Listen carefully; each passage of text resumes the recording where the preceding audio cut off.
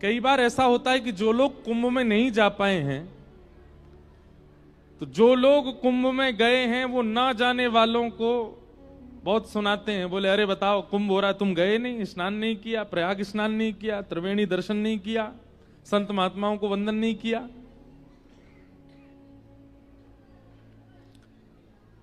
कुंभ अगर आप केवल त्रिवेणी स्नान के भाव से जा रहे हो, कुंभ केवल प्रयाग में प्रणाम के भाव से जा रहे हो, तो कुंभ आप यहां पर भी उसका आस्वादन कर सकते हैं।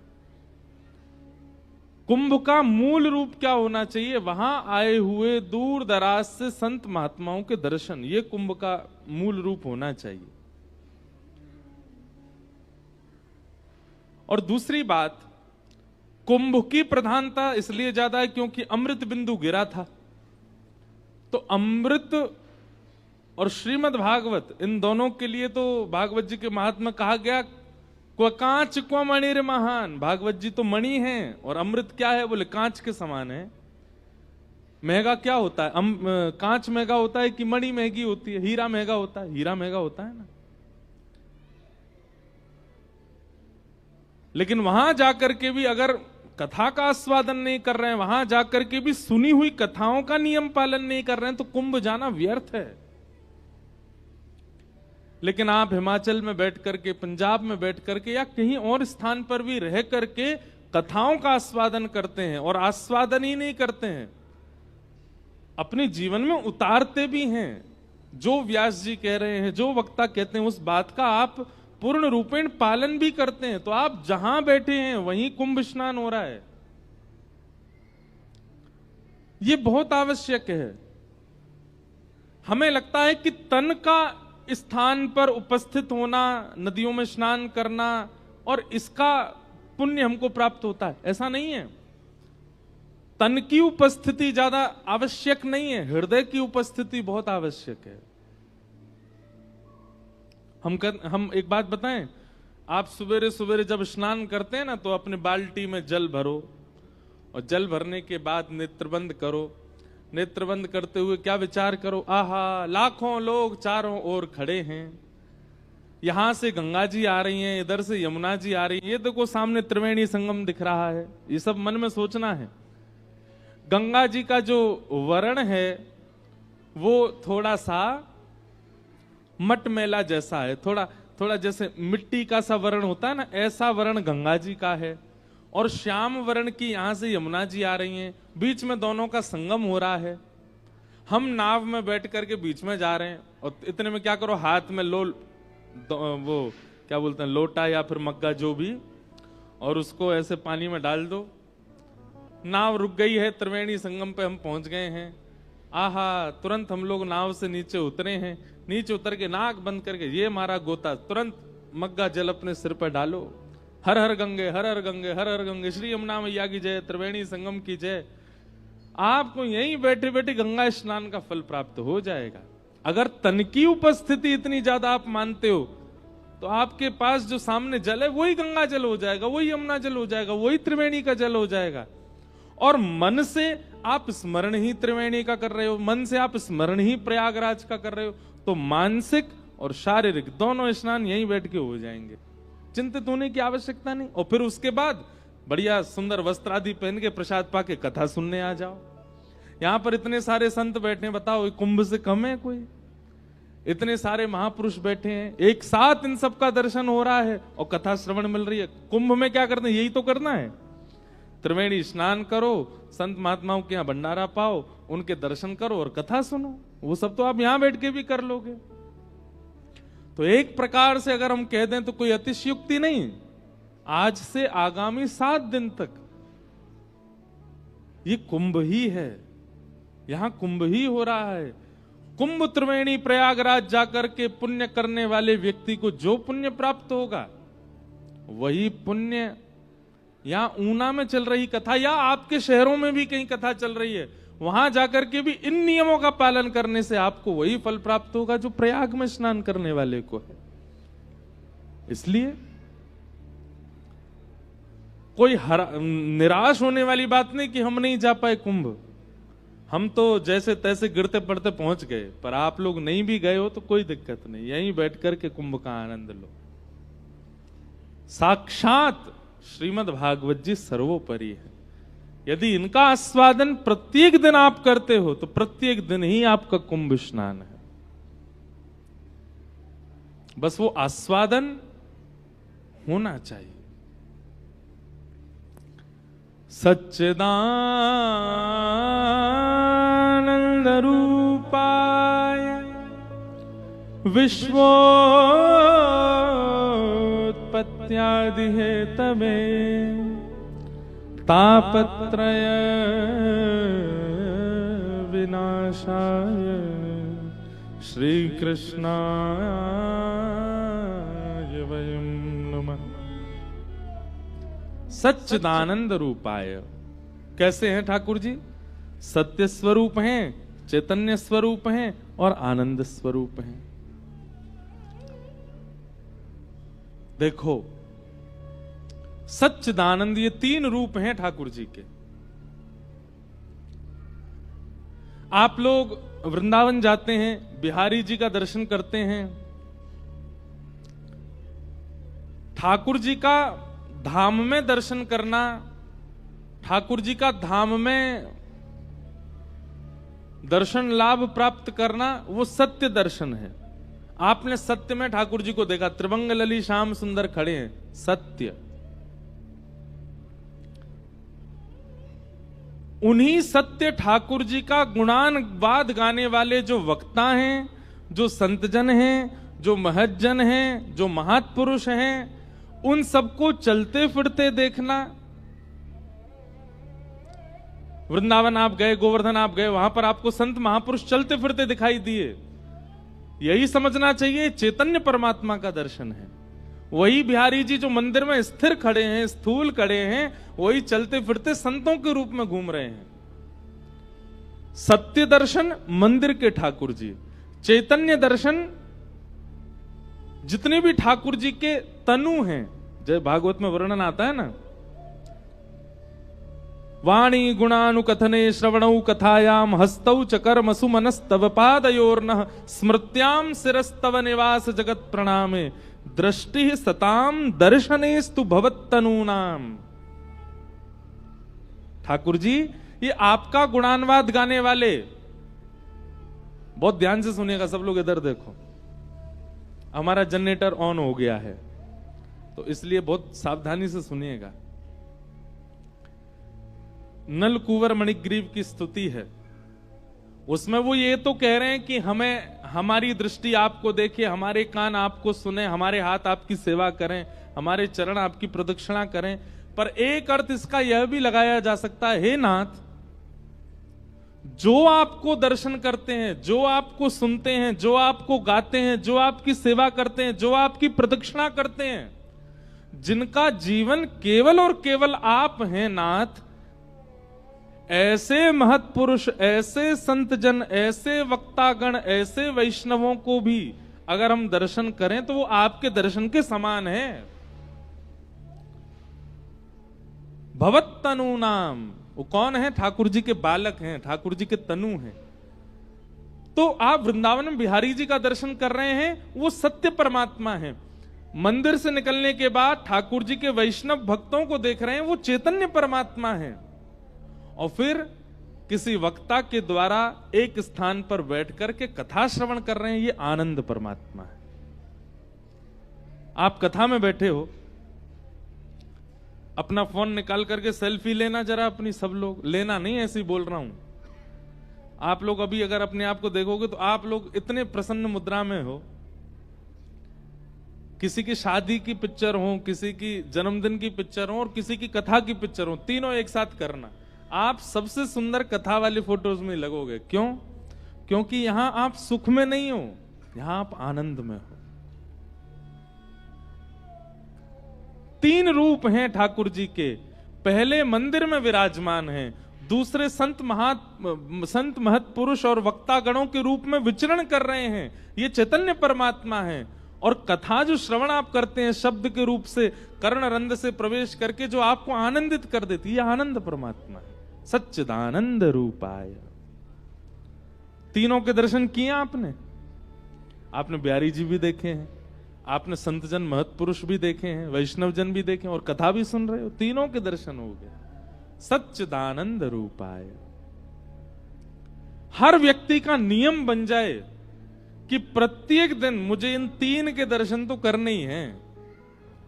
पहले सत्य स्वरूप किसी मंदिर में विराजमान ठाकुर जी, फिर चैतन्य स्वरूप चलते फिरते कोई महत्पुरुष, और तीसरे ठाकुर जी की कथा रूपी ये शब्द में शब्द ब्रह्म आनंद परमात्मा सच्चिदानंद रूपाय। विश्वोत्पत्त्यादि हेतवे, विश्व की उत्पत्ति, पालन और संहार के जो हेतु हैं। अब देखो यहां पर भी बात सिद्ध होती है, संसार का प्रारंभ किसने किया? मंदिर में बैठे जो ठाकुर जी दिखते हैं उन्होंने ही प्रारंभ किया। इस संसार में आने के बाद हर जीवात्मा का पथिक करने वाले, पथ प्रदर्शन करने वाली कथा रूपी वक्तागण, वैष्णव जन, संत जन, ये पालन करने वाले हैं। और संहार के देव वो भी श्रीमद् भागवत है। नाम संकीर्तनम यस्य सर्व पाप प्रणाशनो प्रणामो दुख समनस्तम नमामि हरिम परम। भगवान का नाम, भगवान की कथा ये संहार करती है। किसका संहार? मानवीय संहार नहीं, उसके पापों का संहार, उसके पापों का नाश। उत्पत्ति कहां से हुई हमारी? पर ब्रह्म परमात्मा जो मंदिर में विराजमान है। पालन हमारा कौन कर रहे हैं? ये संत जन, वक्तागण, वैष्णव जन। और हमारा संहार कौन कर रहे हैं? ये कथा, ये कीर्तन, ये नाम संकीर्तन। बहुत विचारणीय और बहुत चिंतनीय विषय है अगर कोई चिंतन करे तो। हम आपसे बस एक ही नियम की आज्ञा करेंगे कि एक ही नियम रखिए कि नित्य मंदिर दर्शन, नित्य वैष्णव दर्शन और नित्य कथा श्रवण, ये तीन काम आप करिए और कुछ मत करिए। और बाकी अपना ऑफिस का काम कीजिए, अपना घरचर्या का जो काम है वो करिए, बस ये तीन के लिए एक समय निकाल लीजिए। ये तीन नियम भी अगर आपने प्रतिदिन कर लिए तो एक दिन ऊना में ही, एक दिन हिमाचल में ही आपको साक्षात बांके बिहारी लाल, साक्षात हमारे श्याम सुंदर दर्शन देंगे। ये तीन बस कर लें। अच्छा देखो एक बात हमारी सुनो, ठाकुर जी के दर्शन के लिए संभलना बहुत जरूरी है। जैसे बर्फीले पहाड़ यदि देखने हैं, बर्फीले स्थान, पहाड़ों का दर्शन यदि करना है तो उसके लिए बहुत सावधानी से नीचे से गाड़ी चला के ले जानी पड़ती है। कई जगह मोटे मोटे राउंड आते हैं, कट आते हैं, बहुत कुछ आता है। सब जगह आपको सावधानी रखनी है।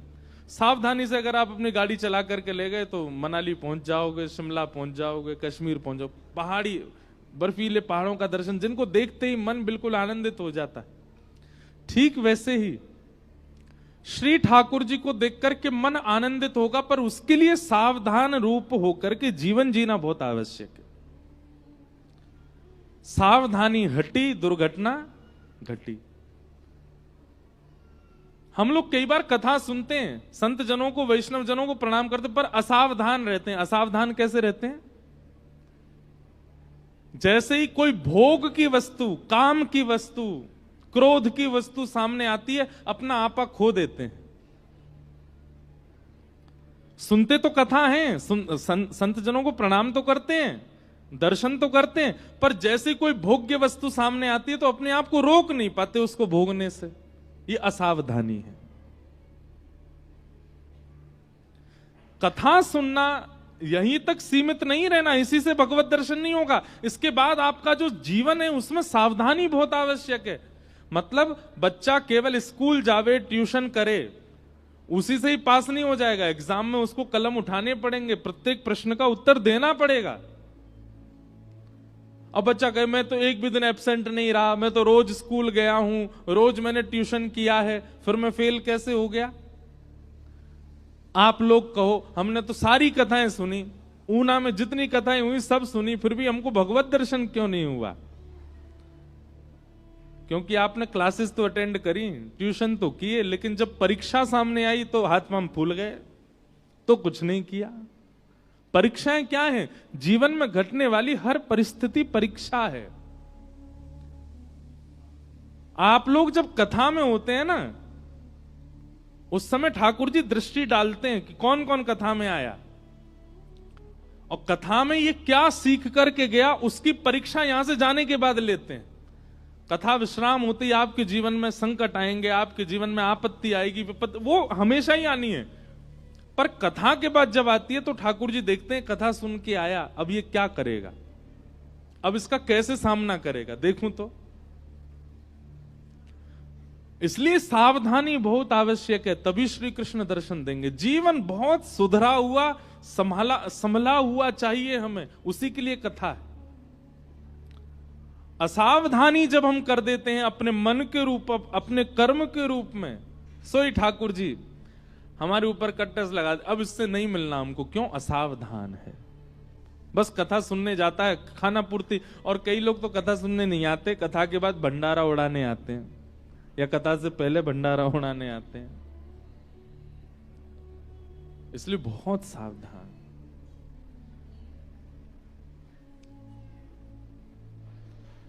तापत्रय विनाशाय, जिसने सावधानी रखी उसका क्या होगा? बोले तापत्रय विनाशाय। तीनों प्रकार के ताप, तीन प्रकार के दुख हैं, आदि दैविक, आदि भौतिक, आध्यात्मिक। ये तीन ही दुख हैं हमारे जीवन में, चौथा कोई दुख नहीं होता। इन्हीं तीन दुख के अंतर्गत सारे दुख होते हैं। जो सावधानी रखता है या फिर जो तीन नियमों का पालन करता है, भगवत दर्शन, वैष्णव दर्शन और कथा श्रवण, उसके तापत्रय विनाशाय, तीन प्रकार के तापों का नाश करते हैं परमात्मा।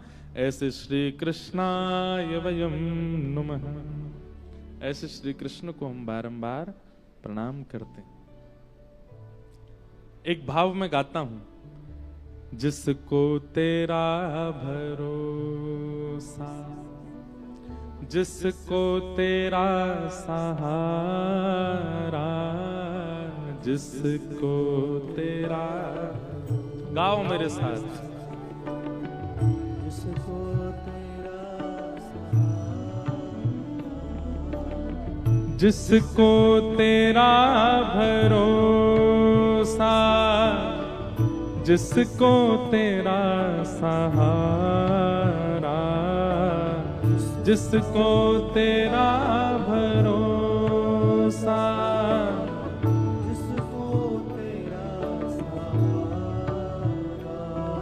इतनी संख्या में आप लोग बैठे हो लेकिन आवाज फिर भी नहीं निकल रही है, क्यों? एक बात हम बताएं, हमने कहीं कथा में सुना था कि जो व्यक्ति कथा में बैठ कर के गाता नहीं है और करताल नहीं बजाता है, उसको अपने अगले जन्म में गूंगा बनना पड़ता है, और फिर अगले जन्म में उसके हाथ भी नहीं होते। वो कहे, ठाकुर जी आपने मुझे जीव क्यों नहीं दी, आपने मुझे हाथ क्यों नहीं दिए? ठाकुर जी कहते हैं, पिछले जन्म में तुझे हाथ भी दिए थे, जीभ भी दी, फिर भी कथा में जाके तेने कीर्तन नहीं किया। इसलिए जब भी कोई भगवत भाव गाया जाता हो, जरूर गाया कीजिए। स्वर कैसा है, राग कैसा है, इस पर चिंता मत करो, अनुराग से गाओ। जिसको तेरा भरोसा, जिसको तेरा सहारा, जिसको तेरा भरोसा। कितना डर है आप लोगों को अगले जन्म में गूंगा ना होने का। बताओ, जब हमने डराया तो गाया, मतलब डराते नहीं तो नहीं गाते यार। मझधार क्या करेगा, मझधार ही किनारा, मझधार क्या करेगा, मझधार ही किनारा। जिसको तेरा भरोसा, जिसको तेरा सहारा, जिसको तेरा भरोसा, जिसको तेरा सहारा। तेरी कृपा से भगवन, भक्तों की नाव चलती, तेरी कृपा से भगवान भक्तों की नाव चलती, तूफान आंधियों में सबको ही राह मिलती, तूफान आंधियों में सबको ही राह मिलती, तूफान आंधियों में सबको ही राह मिलती, तूफान आंधियों में सबको ही राह मिलती। तैयार तू है हर दम, तैयार तू है हर दम, जब भी तुझे पुकारा, तैयार तू है हर दम, जब भी तुझे पुकारा। गाइए। जिसको तेरा भरोसा, जिसको तेरा सहारा, जिसको तेरा भरोसा। श्री राधा रमण लाल की।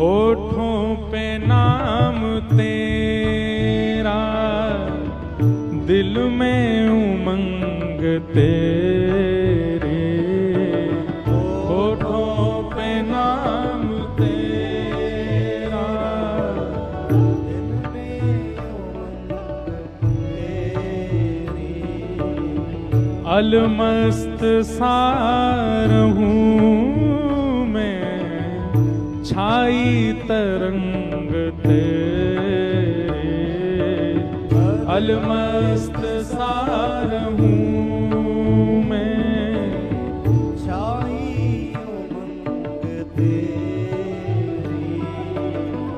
आओ प्रभु शरण में। गाइए। आओ प्रभु शरण,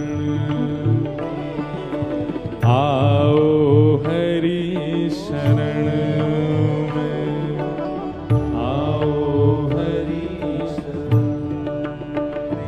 हे हरि नाम सबसे प्यारा, आओ हरि शरण में,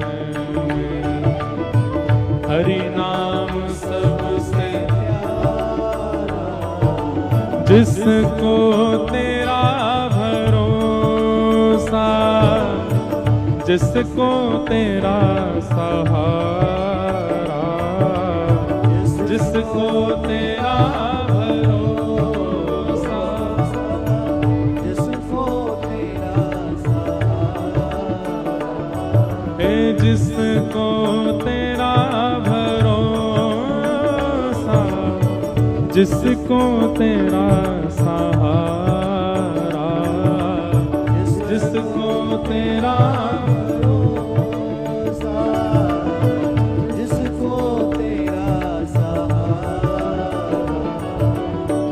हरि नाम आओ हरि शरण में, हरि नाम सबसे प्यारा, आओ हरि शरण।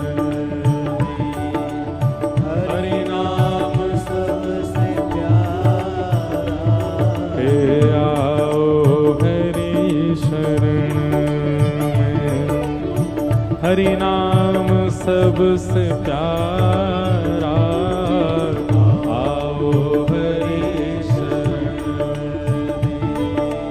हरि नाम सबसे प्यारा। हे हरि बोल हरि बोल हरि बोल हरि बोल हरि बोल हरि बोल हरि बोल हरि बोल। हरि बोल हरि बोल हरि बोल